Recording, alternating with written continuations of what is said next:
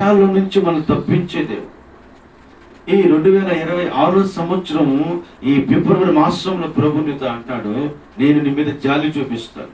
ఎవరు చూపించలేని జాలి, ఎవరు చూపించలేని ప్రేమ నీ మీద చూపిస్తాను. నువ్వు ఎటువంటి పరిస్థితుల్లో ఉన్నా నీ దగ్గరికి వచ్చి నేను నిన్ను ఓదార్చే దేవుడిని. నేను, నా పేరు నజరేయుడైన యేసు.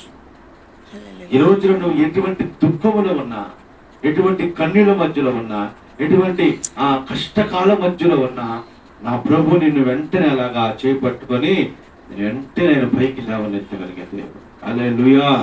ఆయన పేరు నజరేయుడైన యేసు. ఈ రోజున నువ్వు ఆయన ఎందుకు భయభక్తులు కలిగి ఉండు.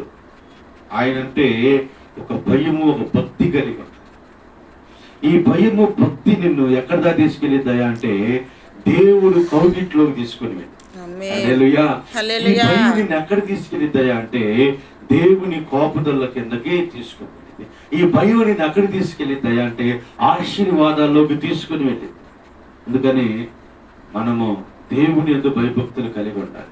భయమో భక్తి అనగా మనుషులకు చూపించేది కాదు, నీ అంతరంగంలో నుండి రావాలి భయం భక్తి.